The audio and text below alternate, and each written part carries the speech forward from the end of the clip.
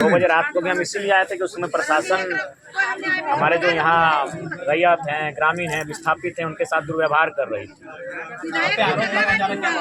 हम कब्जा काहे करेंगे? हमको इन सब घर में हमको रहने का कोई शौक भी नहीं है, हमको क्वार्टर का कोई शौक नहीं है।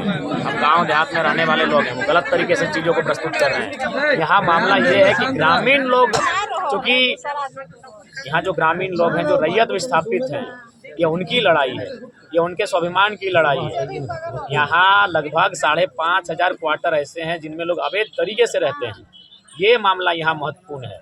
तो इसी को लेकर ग्रामीण लगातार आवाज़ उठा रहे हैं, लेकिन कोई इनकी आवाज़ को सुन नहीं रहा था। तो ग्रामीणों को हमने ही कहा कि अगर सही रास्ते से सीधी अंगुली से घी नहीं निकल रहा है तो अंगुली को टेढ़ा कीजिए, आप भी क्वार्टर में घुस जाइए।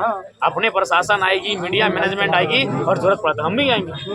हमको इन सब क्वार्टरों की कोई आवश्यकता नहीं है। तो दरअसल मामला ये है, 2 बजे रात को यहाँ क्वार्टर कब्जा करने थोड़ी आता है जी। दिन में 2 बजे रात को हम आए थे कि पुलिस प्रशासन यहाँ मनमानी कर रही थी। जो यहाँ लड़के थे, रैयत हैं, जो विस्थापित लोग हैं, उनके साथ बदसलूकी की जा रही थी। उसी घटना को सुनकर हम रात 2 बजे आए थे और फिर हम अपना क्षेत्र में चले गए। हम नवाडी में जनता दरबार लगाए, हम डुमरी में जनता दरबार लगाए। हमें फिर सूचना मिली कि फिर एसडीओ महोदय भी आके यहाँ मनमानी करने लगे हैं, तो फिर हम उठ के चले आए। यहाँ हम रात को भी आए थे अपनी जनता के लिए और अभी भी आ रहे अपनी जनता के लिए। ऐसे ऐसे क्वार्टर की हमें कोई आवश्यकता नहीं है। जो क्वार्टर जो क्वार्टर का मामला आ रहा है, इसमें कहीं ना कहीं आपके लोगों के द्वारा बोला जा रहा है कि विधायकी का आवास के लिए हम लोग को चाहिए ये। नहीं, ऐसा कोई आवाज़ नहीं है। लोगों ने, चूँकि देखिए आप जान रहे हैं कि जब प्रशासन और जब पुलिस सामने आता है तो आम लोगों को पहचानती नहीं है। आम लोगों को लाठियों के साथ उनका मैंने स्वागत करती है। तो इसीलिए हमने कहा था कि अगर आपको जरूरत पड़े तो हमारे नाम का इस्तेमाल कीजिए, कोई दिक्कत नहीं है। ऐसे मतलब ये माना जाए कि हम मामले को जनता तक पहुंचाने के लिए नहीं, इस मामले को हम बिल्कुल नेशनल मीडिया तक पहुंचाने के लिए किए। तो नेशनल मीडिया तक ये मामला गया है, ये मामला पूरे राज्य में, पूरे जिले तक गया है। इस मामले को हाईलाइट करना मेरा मकसद था। तो आपका ये जो पहल है, जिससे क्या लगता है कि सीसीएल जो अवैध क्वार्टर का जो आप मांग कर रहे हैं, क्या वो खाली करवा? देखिए, हम स्पष्ट कहना चाहिए, या तो सीसीएल अवैध क्वार्टर को खाली करे, या तो हम तमाम रैयतों को कहेंगे कि अगर सीसीएल गैर कानूनी है तो क्यों आप क्यों मतलब राजा हरिश्चंद्र बन के बैठे हैं? जितना सक्षम है, जो क्वार्टर दिख रहा है, कब्जा कर लीजिए। हम सेल को भी कहेंगे, सेल में जो बोकारो के लोग हैं, जब वहाँ खटाल बसा है और कि कोई कुछ नहीं कर पा रहा है, तो सेल के जो विस्थापित 19 गांव के लोग हैं, 84 मौजा के लोग हैं, पूरा गांव 10,000 5,000 लोग जाएं और जो जमीन खाली है वहाँ कब्जा करें। ये संवैधानिक नहीं, संवैधानिक आप की हम बिल्कुल संवैधानिक, लेकिन जब आप सीसीएल संवैधानिक बात नहीं कर रही है, डीसी संवैधानिक का हवाला नहीं कर पा रहे हैं, डीएसपी तमाम पदाधिकारी, तो ये संविधान का डर और संविधान का दायरा केवल आम व्यक्ति तक क्यों? नहीं, विधायक जो है संविधान को लेकर के लगातार आवाज उठा नहीं, संवैधानिक हम तभी है जब अगला संवैधानिक है। हम बिल्कुल हम संवैधानिक है, अगला संवैधानिक है, हम भी संवैधानिक है। अगर अगला संवैधानिक नहीं हो पाएगा तो हमें लगता है कभी कभी हमें भी माने घी को निकालने के लिए उंगली को टेढ़ी करने की आवश्यकता है। हम तो बोल रहे हैं 5500 क्वार्टर अवैध कब्जा है, मामूली बात है। और ये क्या मामला है कि मान के चलिए कुछ लोग जो बड़े नेता कहिए, बड़े माफिया टाइप के लोग कहिए, वे लोग 7-8 क्वार्टर ले लिए हैं और 1 लाख 2 लाख में बेच रहे हैं उन क्वार्टरों को।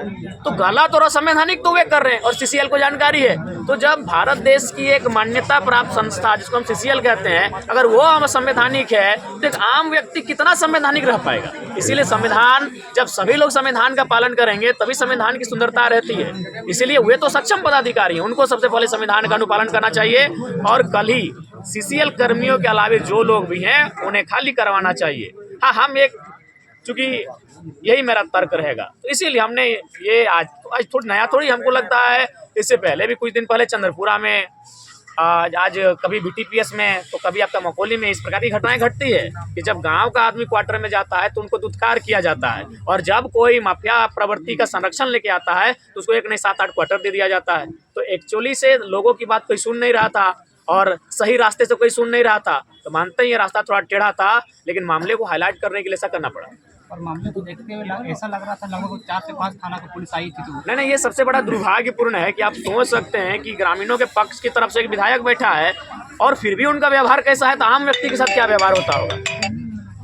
ये कोयलांचल में क्या मनमानी हो सकती है? ऐसे ही नहीं इतने नेताओं का कत्ल हुआ है, उसमें पुलिस प्रशासन का भरपूर योगदान होता है। नहीं, समझिए, ठीक है, जनता सही है कि गलत है उसका चर्चा हम बाद में करते। इनकी तरफ से एक विधायक पक्ष लेके आया है तो कम से कम मैनेजमेंट को सामने आके बात करनी चाहिए थी, एसडीएम को आके सामने बातचीत करनी चाहिए थी, विधायक जी ये ठीक नहीं है, ये उचित नहीं है। अब लाठी लेके पहुंच गए।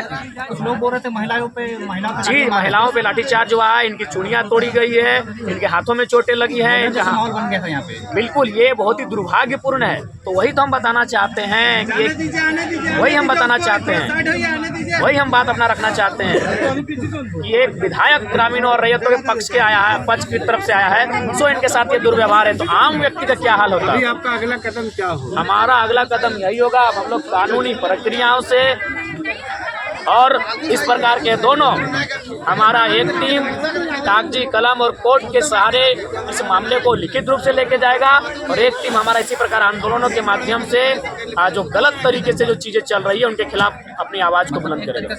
अवैध कब्जा खाली पर अभियान चलेगा। चलना ही चाहिए, गलत बात है। क्यों अवैध कब्जा भाई, क्यों अवैध कब्जा? अभी 1-2 नहीं, 5,500 क्वार्टर और धनबाद में भी शायद 6 हो, हम बोले टोटल 13 नहीं, हमको लगता है ज़्यादा, वहाँ 8800 कुछ आसपास है। पुलिस वही लोग को संरक्षण दे रही है। तो चूंकि पुलिस संरक्षण उन्हीं लोग को इसलिए देती है क्योंकि पुलिस की माफियाओं के आगे नहीं चलती है। और कोयलांचल में जो हैं, जो दबंग प्रवृत्ति के लोग हैं, माफिया प्रवृत्ति के लोग हैं, उनके हाथों में कोयलांचल है, इसीलिए आम व्यक्ति सताए जा रहे हैं ना। तो अगर आज आम व्यक्ति की आवाज़ को उठाने के लिए आज ये 70 वर्षों से सही रास्ता चयन कर रहे हैं, आज ये 1986 से, कोई 1985 से सही रास्ता का चयन कर रहा है। बताइए, हम तो धनबाद, ये धनबाद का भी ये 58,000, हम तो मिस्टेक एक हो तो वर्डे मिस्टेक कर दी, हम 5,000 बोले थे। नहीं कार्रवाई करती है।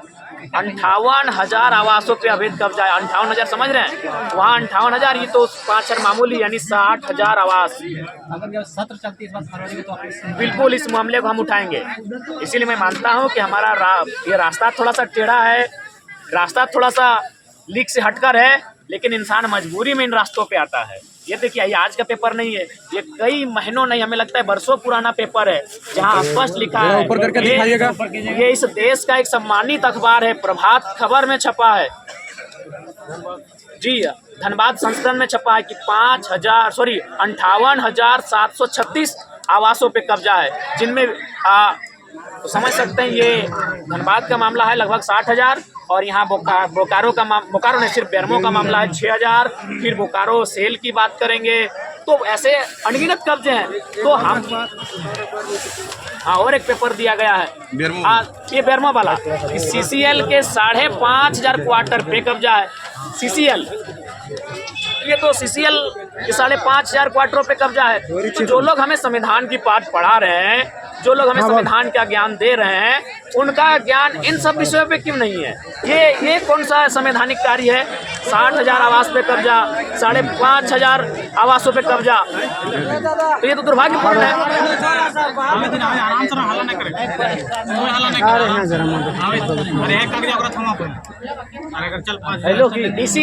इसीलिए मेरा मानना है कि यहाँ बेरमो में, धनबाद में, बोकारो में असंवैधानिक कार्य, बल्कि पुलिस प्रशासन के संरक्षण में असंवैधानिक कार्य हो रहा है। तो अगर कोई संविधान को ताड़-ताड़ कर रहा है तो संवैधानिक लोग कर रहे हैं।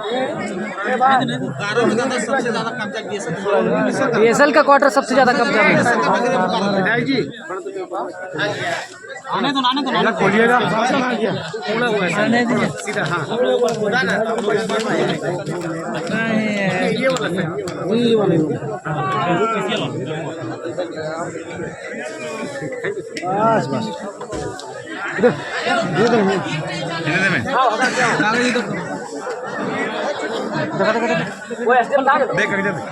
गेस्ट हाउस में बोल रहा है, गेस्ट हाउस